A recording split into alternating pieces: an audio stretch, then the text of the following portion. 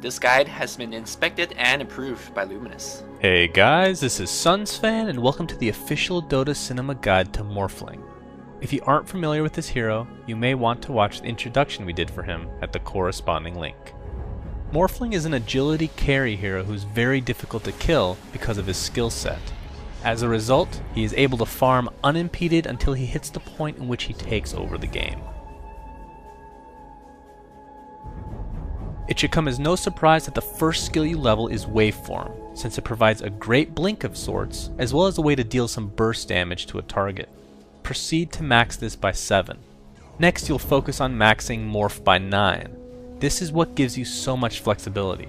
You can morph a bunch of agility in order to deal tons of damage, and then morph to strength if there's any threat nearby. Be sure to get your ultimate replicate as early as possible, meaning the standard 6, 11, and 16, since it can also be a great way to escape from sticky situations, or just be used for teleporting purposes in order to gain a large gold advantage.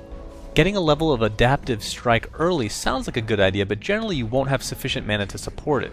Thus you'll have to level it last. Adaptive strike will provide a nice mini stun for those pesky TPers, as well as good burst damage in the later stages of the game. Of course, if you go off the cuff and go more strength, then it will actually act as a legitimate stun, but not nearly as much burst damage. Starting items for Morphling will include the basic regeneration to go along with a few branches in order to finish a magic wand at some point. With whatever money you have left over, purchase some slippers of agility in order to complete a Wraith Band later. In the early game, you need to finish a Ring of Aquila, since it provides really good stats and solid mana regeneration. Mana is your main concern throughout these early stages, since your basic survivability and usefulness relies on it. Some pro players like to get bottle as well, but we'll leave this up to player preference.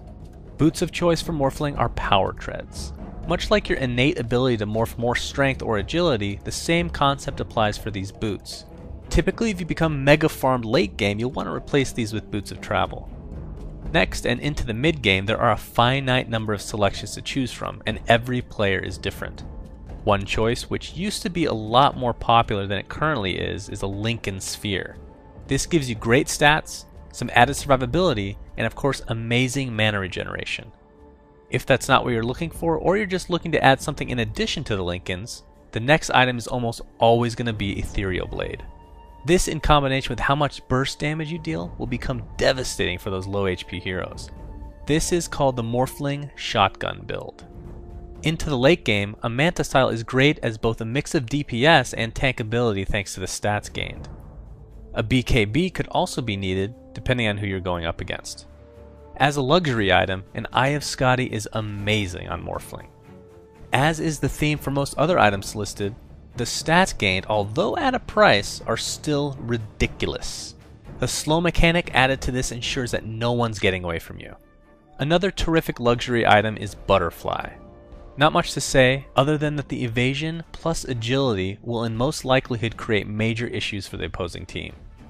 Last and certainly not least, we'll have to list a Satanic, which obviously gives you great survivability thanks to it actually stacking with your Eye of Skadi. In the laning stages, it's great to have some sort of support that can slow or disable along with doing a bit of damage. In many cases, all that's really needed from you is a couple right clicks and a waveform.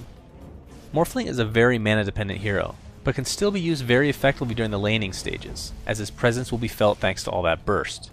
Speaking of waveform, we know it provides great initiation and burst damage, but it'll also allow you to easily disjoint most attacks and spells. You also will not lose control of Morphling while you're in waveform, which pros like to take advantage of when TPing. What they do is waveform into the trees and TP while they're still waveforming. This provides a split second extra time of invulnerability. You'll find that almost all Morphling players stack agility as much as they can. Because of this, Adaptive Strike will deal more damage but in turn only mini stun. This is no problem for most people as burst damage is the name of the game. Then of course we get to the all-powerful Morph ability. Unless you're a very experienced Morphling player, you probably want to morph enough strength to be able to survive a gank. This means finding some sort of a balance. As long as you have enough time to tap the Morph to Strength hotkey while getting ganked, then you'll probably live to tell the tale. Because of both his flexibility and survivability, you can get away with semi-early tower dives as well. Just remember that in general, bonus agility or strength from items will not get converted. Otherwise, he would probably be the most rigged hero in the game. Replicate, on the other hand, can be used in a variety of ways. In most cases, players use it as a way to escape while farming, or simply allowing them to TP back to base, and then replicate back to farming when they've healed up. But if used on the right ally or enemy, your replicate can do some serious work. First and foremost, it will act like any other illusion, meaning properties such as Radiance will be copied over. Also, certain skills will pass over as well, such as Anti-Mage's Mana Break and Axe's Counter Helix. But quite possibly the best thing about the replicate itself is that the illusion will deal a respectable 50% damage, but more importantly take the same damage as a regular hero. This can be used to fake out enemies hardcore. Of course, there is the telltale sign of whether an illusion is your replicate, and that is your name being on the actual hero. In fights, if you have an Ethereal Blade, you can pretty much burst damage any low HP hero most of the time. But remember that you will take additional magic damage while in ethereal form, so just be wary of that when performing your combo. If the fight's going well, use your replicate to follow fleeing enemies so you can finish them off. But if it's not going well, just send it back to base while you morph some strength, then teleport to it when it's out of range of the enemies. Two friends which have to be mentioned since teams love laning them with Morphling are Lich and Crystal Maiden. Both provide good nukes early in order to set up easy kills. Another hero that works well with Morphling is Venomancer. As long as he can hit his Gale, you have a relatively easy kill on someone.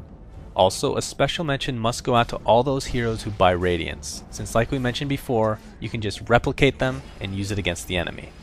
Carries with Mana Drain, a Silence, or a long disable can really hamper Morphling's style. Some heroes that fit this bill are Anti-Mage with his Mana Break, Void with Chronosphere, Riki with his Smokescreen and eventual Diffusal Blade, and even Dragon Knight with his Dragon Tail. Lastly, we have to mention Doombringer's Doom, although come to think of it, he kind of counters everyone. Thanks for watching, guys, and please remember to subscribe to our YouTube. Also, a big thanks to Flawless and Luminous who helped create this guide. You can check them out at their YouTube channels, which are linked in the video description. Also, be sure to check out our website at dotacinema.com and like us on Facebook at facebook.com/dotacinema.